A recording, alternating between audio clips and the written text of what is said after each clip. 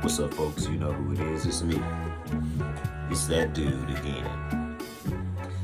Folks, I had to take a day off because I had a rough night. I guess I ate the wrong thing. But being that I'm off today, I have something important that I've been wanting to say for a couple of days, but I've been a little busy. And oh, I'm so sorry. I'm so sorry. First of all, we have to take care of some business. I'm gonna do the countdown. 3, 2, 1. LeBron James is a bum. Now, not to get off subject, but my supervisor at work, he sent me a text because we had this playful banter going on about who's the GOAT. Well, and it's really just playful because there is no GOAT debate. Okay, but we go back and forth, and he sent me a picture of ESPN at some point where they had a picture up, and I guess they were talking about this story, but under the picture it said, LeBron James says his Olympic performance proved that he has a lot left in the tank.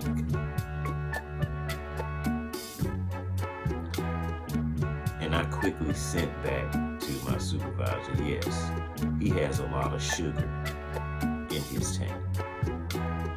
That's about it. But let's get off of that. What I'm here to talk about is one name today. But I'm going to bring up a whole lot of other names.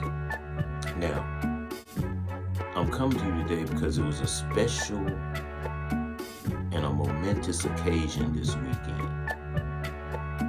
Because I did something for the first time in my life. And the first time of the WNBA's life. Folks, what I did was I watched an entire WNBA game.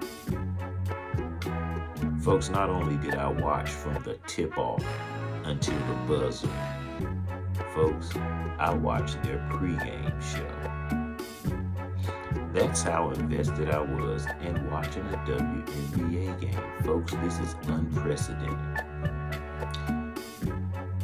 And I'm going to tell you why all of a sudden I decide I'm going to watch an entire WNBA game. Folks, it wasn't because of Diana Taurasi. It wasn't for Plume. It wasn't for Candace Parker. It wasn't for Lisa Leslie. It wasn't for Breanna Stewart, although Breanna Stewart got it going on. It wasn't for Collier, Girl Can Ball. It wasn't for Cynthia Cooper. It wasn't because of Cheryl Swoops, old scatterbrain Swoops. It was because of one person, folks. It was because of one name. It wasn't because of Angel Reese, Ghetto Barbie. No, it wasn't because of her. It was because of one name. It was Caitlin Clark. That's what gave me enough interest in the women's game for me to actually sit down and prepare myself to watch a game. Planned on watching two. But let's not go too far. I watched Caitlin Clark's full second game of the playoff that she played. I said, I'm going to watch this game. Good game. Now, I forgot who the center was. I forgot her name. I'll put it up, who I'm talking about, when I edit a video. But if she'd have hit at least 4 of the layups, and I mean point blank shots that she missed, they may have won that game. But I'm not gonna get on her because she's with the passes that Caitlin Clark throws to her teammates. I'm gonna give them props for catching them, hanging on to them, and being able to convert. Not saying that they shouldn't be able to, but Caitlin Clark, her passing is off the chain. She's got some angles that she's going to pass that ball that are simply amazing. Okay, so all those names I said, the Tarazis, the Candace Parkers, the Cheryl Swoops, the whoever you want to name, they are not why I started watching the game. Now, I tried to watch Diana Taurasi's game, but I'm going to tell you something, folks. When I do decide to watch a WNBA game, I'm trying to see women play. I'm not trying to see some half dude that wants to that wish she was a man or can't figure out what she is. I don't watch women's sports to see that. Just like I don't watch men's sports to see a bunch of people out there running around thinking they women. So when I if I do sit down to watch a WNBA game, I'm going to tell you the last thing I'm trying to see is Brittany Griner. Text up and down, all upside your neck and head. Or any other player with tattoos. I'm not trying to see that. I'm trying to see women play ball at a high level. And if I have to look at half women, I won't be watching. So when I watch that whole Fever game, it wasn't much of that. But when I went to that next game with Diana Taurasi and her weird 6 foot whoever, Brittany Griner, I couldn't take it. I'll just wait for the men to start playing if I want to see a man running around. It's just that simple. Now, it's been a whole lot of hoopla since Caitlin Clark has come on the scene. I have never watched much women's basketball until she showed up. I'm going to make a correlation here. When I was small and cartoons would come on Saturdays, when 12 o'clock came around, the cartoons went off and it was time for golf, folks. That was a sure sign that it was time to go outside and play. Golf and baseball started. No, man, I ain't trying to see that stuff. Do you know when I paid golf some attention? Do you know why I play golf even today? It's because someone piqued my interest in golf. And do you know who that was? It wasn't Jack Nicholson. It wasn't whoever you can name in golf. It wasn't him. It was one person that got me to pick up a golf club. That was Tiger Woods.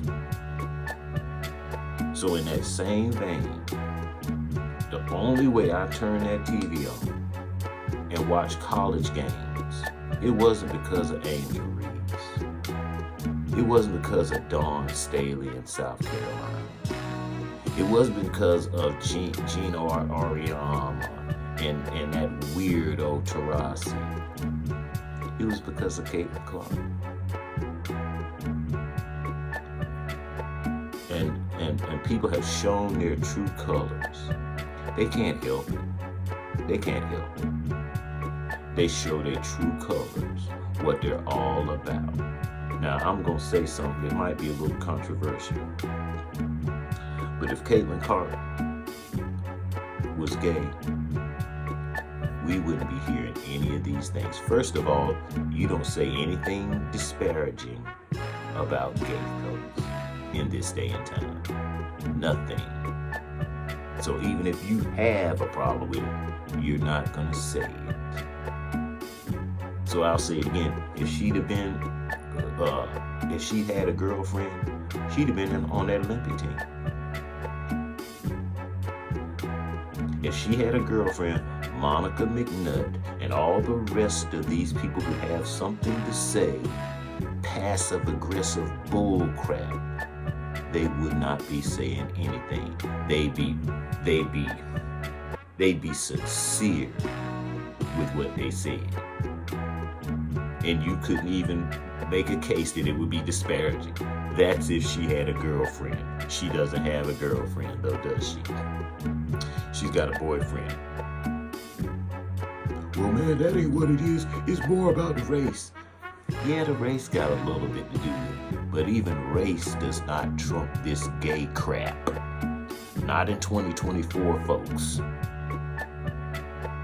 So we got all these people all on ESPN. Well, this and that did this, and this and that did this before she even came. I'm sorry. But nobody gave 3 farts until she came. Now I'm gonna tell you what a normal person would be happy about, because watching those games that I watched, I was severely impressed with some of these ladies out here. I think she plays for the Mercury. This Collier chick, when I saw her play, guess what that made me do and think of? I'm like, this Collier chick is off the chain. She has it all. First of all, she ain't got tattoos up and down her freaking body. She looks like a female. She looked like she has no problem being a female. But as far as her basketball skills, dribbling, turn around this way, turn around that way, fall away, she's got it going on. You know why I saw her? Because Caitlin Clark. That's why I got to see the skill of Collier. Okay? Guess what that made me say? Off that, here's another stepping stone where Caitlin Clark got me. Because I wanted to see Caitlin Clark play, I saw others who were skilled, who were more skilled and just as skilled. I got to see some of these players.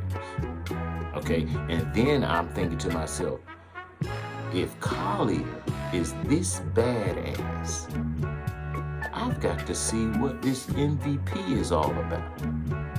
Because if Asia Wilson has gotten MVP for about 2 or 3 years straight, and this chick is playing in the game, I got to see this Asia Wilson.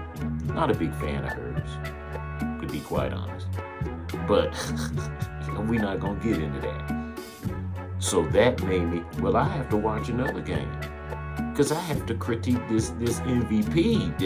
If Collier is this good, what is this MVP doing? So, but where that started, folks, is with Caitlin Clark. Everything these women have to say is, from Molly Karam to Monica McNutt, to whoever, Cheryl Swoops, to whoever the hell is speaking out. Well, we just want this and then no. You want to be queen of the ashes. And what I mean by that, folks, is if we can't get the credit, if we can't make this happen on our own, we don't want it to happen. We'll keep on taking this welfare from the NBA. If a heterosexual has to bring us attention, we don't want it. Ain't that amazing? A bunch of woke, wannabe men, haters. That's what all of them are. I'm not gonna give any of them a break. Trying to explain away what this woman has done for the WNBA game. Not only are people coming to see me at a record pace, wherever I go, they're coming to see me at a record pace. So let me give props to Caitlin Clark.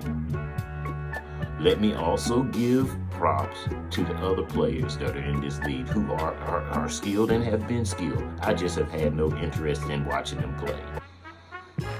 I also saw Breanna Stewart. She's been in the league maybe 8 to 9 years, maybe a little less. But I remember when she came out, and I remember how good I knew she was. She's been good. But did that have me watching WNBA games? No. I remember Diana Taurasi and her scatterbrained. Did that make me watch WNBA games? No. Okay, like I said, if I want to watch a WNBA game, I'm not going over there trying to watch men or wannabe men. If I go to watch a women's tennis game, I'm not going to see men play.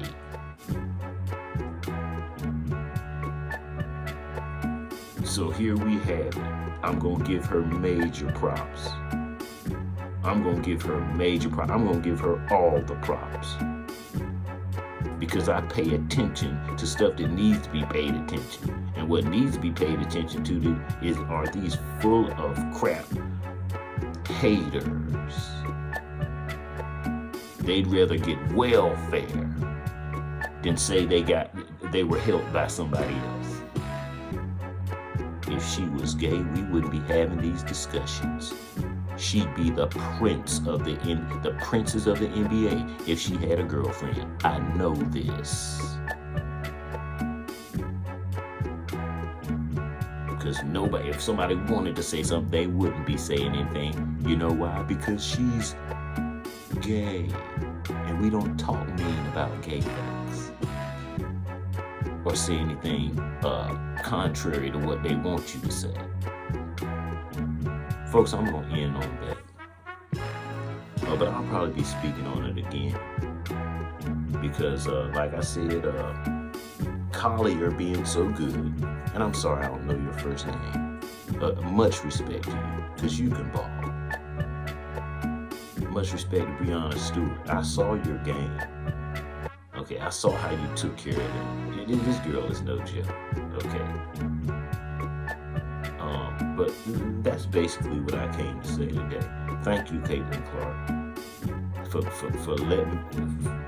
for giving me the interest in the game to actually see these other players.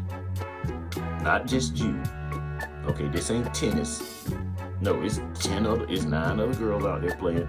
Thank you for giving me that interest to where I see other players also. And isn't that the end game, folks? These women talking all this nonsense, all of it is nonsense. Every last bit of it is nonsense. And when you a fool and you're delusional, you can't shut your mouth. Your mouth is its own thing. You just chip. Stephen A. Shannon been telling them the whole time. They all in their feelings. Well, we don't want to step on any other toe. Yeah, you're right. I'm just sick of it. It's just like it's just like that Black Lives Matter crap. It's in that same vein. Black Lives Matter, but yet I think black women be having just as many abortions as anybody. Black Lives Matter. I think black folks kill just as much as each other as anybody else. Black Lives Matter. Let me tell you, folks, the first time I heard the phrase Black Lives Matter, I'm going to tell you what came to my mind. Because, hey man, I'm a heterosexual dude. I got testosterone in me. I had a dad in the house when I was growing up. The first thing that came to my mind when I heard the phrase Black Lives Matter is that sounds like a Fruit Loop would say. Black Lives Matter. Duh. But who does it matter to? Because it sure don't matter to black folks. You voting to get more abortion rights, right? That's what you're gonna vote for. Not talking about white folks now. What are you gonna vote for? You vote for your abortion rights, right? You can't make this stuff up. You can't make this stuff up. A lot of people I have respect for, you know why they gonna vote the way they gonna vote? Because somebody said something they didn't like. When all of my life I've been hearing words mean nothing and words can't hurt you and sticks and stones break bone with work and that's what I've heard from wise people, but now that's all thrown out. Oh, you said something I didn't like, so I would never vote for you. No, one of these people is plotting your destruction. They plotting the destruction of your family. They throwing you all in along like being black, you're born with an imbalance. Like these rainbow folks are. No, these rainbow folks have a problem. But yeah, throw them all in the same pot. I saw an excerpt from an old Arsenio show when a gay dude stood up in the middle of, before the show and was like, "Why don't you have any gay people on your show?" And this triggered Arsenio, and you know what the first thing he said? "Man, I'm black. How can you say What does that have to do with anything? Gays and being black. What do we have in common? Not a goddamn thing. But there he was way back in the 90s with that woke Black Lives Matter. Oh, I'm black. And I'm in the same boat as you. Oh, are you? You's a damn fool, Arsenio. You was good in Come to America. You was funny as hell, but you stupid. Oh, he got mad. I'm black. Well, how could I be? I'm going to end the video here, folks.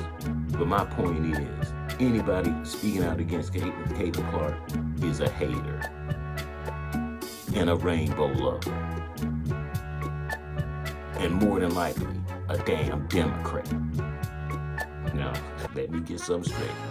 I don't think either party is worth it. Have you seen The Matrix, folks? Have you ever seen the movie The Matrix? Do you know who Cypher was in The Matrix, folks? Cypher was that guy who had been taken out of the Matrix and put in the real world, and he didn't like it. Do we have a deal, Mr. Reagan? You know, I know this steak doesn't exist.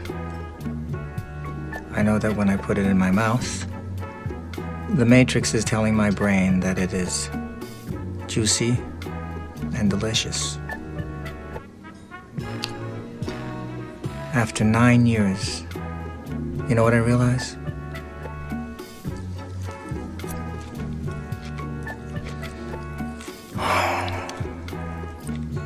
Ignorance is bliss. I don't want to remember nothing.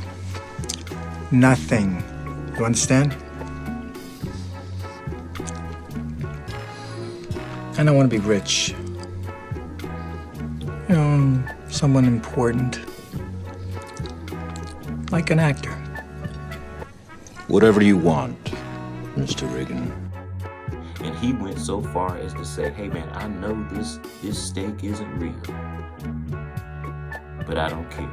I want you to take me. I'm gonna give you my friends.